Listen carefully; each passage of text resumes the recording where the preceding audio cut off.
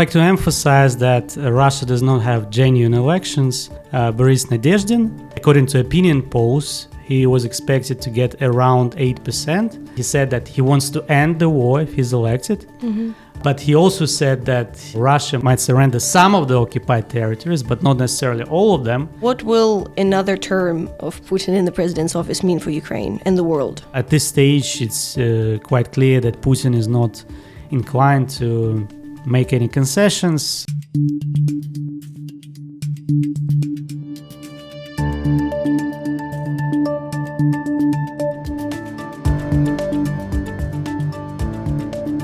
Hello everyone, and welcome to This Week in Ukraine, a show where the newsroom of the Kyiv Independent dives into Ukraine's biggest news of the week and explains them in just under 30 minutes. I'm your host, Masha Lavrova. Today, we're talking about the upcoming presidential elections in Russia, the unexpected candidate who was running on a seemingly anti-war platform, and the consequences it all might have for Ukraine. I'm joined by the Kyiv Independent reporter, Alex Sukhov. Alec, welcome to the show. Thanks for inviting me. Before we go on, I would like to remind you guys to subscribe to the Kyiv Independent wherever you're listening to this show. Like us, rate us, and leave your comments. It will take you only a few seconds, but it goes a really long way for us. Your support is important to us. Thanks to you, we can ensure more people can stay informed about the news in Ukraine. So, Oleg, Russia is holding the presidential elections in March 15th, 17th. Nobody's expecting anything groundbreaking from them since Russia is pretty much a dictatorship. Putin's probably yet again going to portray himself as a winner.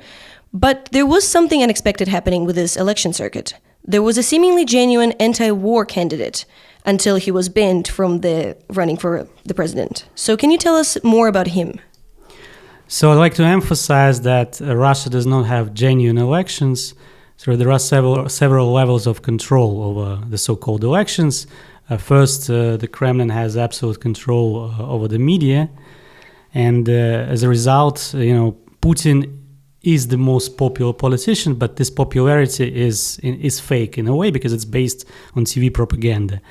And then it also controls who is running, and it can ban any candidate from running in the elections. So it completely controls the election process. And then even if that goes wrong, then the Kremlin can just rig the election results. So what was happening recently? So basically, there was one anti-war candidate.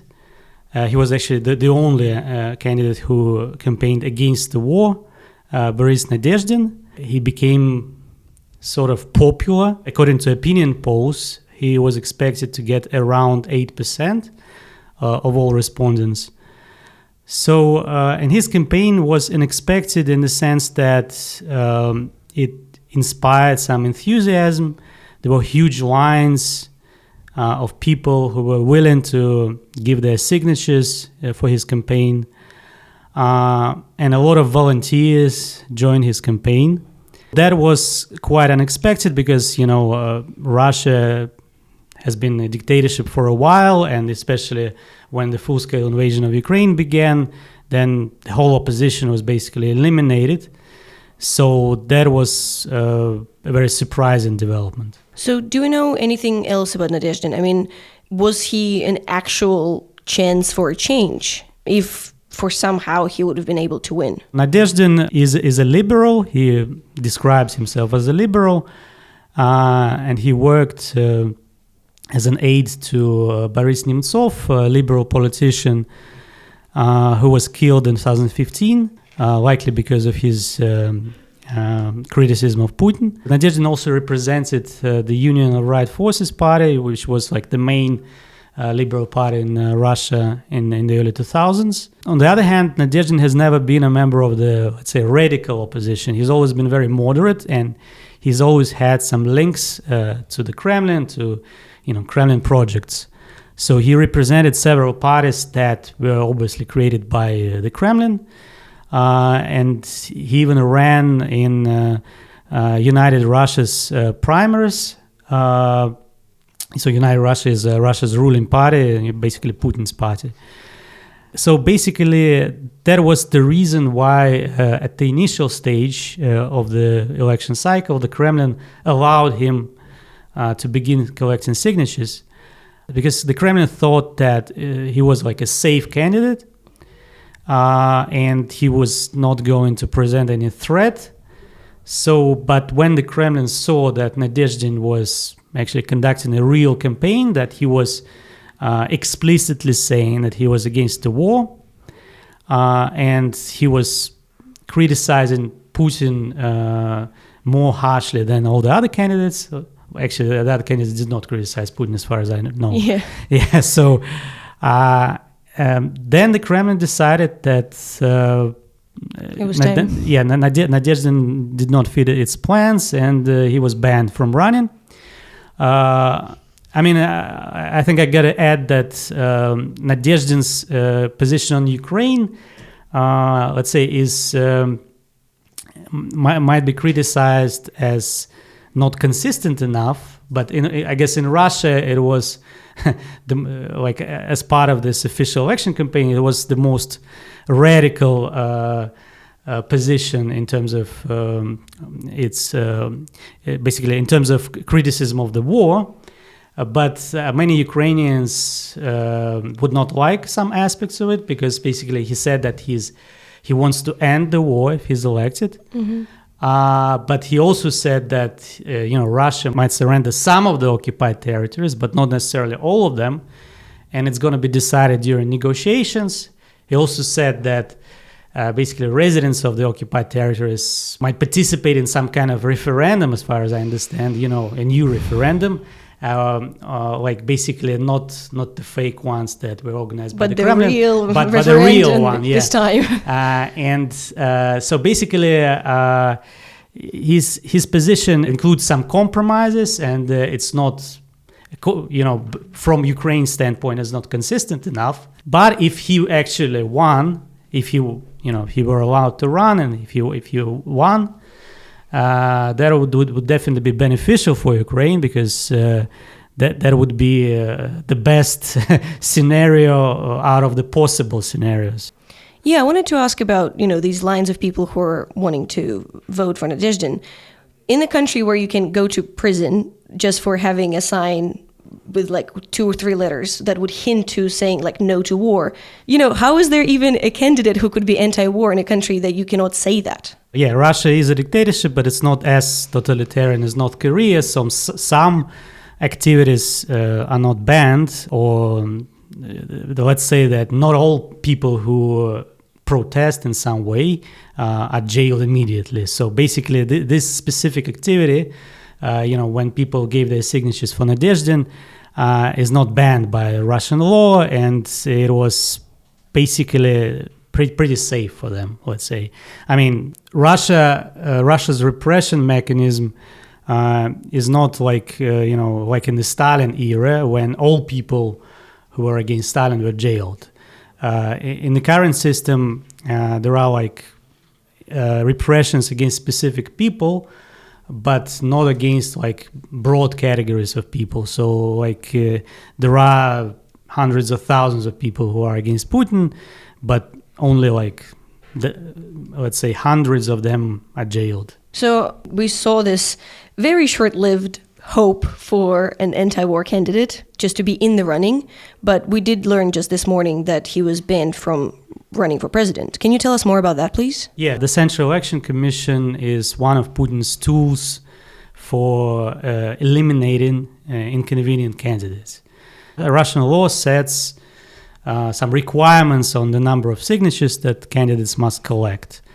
And they're pretty high, but let's say if Russia were a democratic country, that would not be such a big problem. But the biggest problem is that experts of the Central Election Commission arbitrarily ban any inconvenient candidates and claim that a huge part of their signatures are invalid.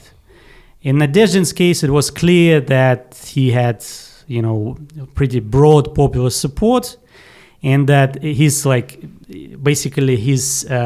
campaign to get signatures was the most visible in Russia, and he did collect around 200,000 signatures. So it was quite obvious that he passed this test, in the sense that it was clear that he has genuine support. So I think under Russian law, Nadezhdin must have been registered, but obviously there was the exact reason why the Kremlin did not register him, because it does not want like some kind of competitor for Putin.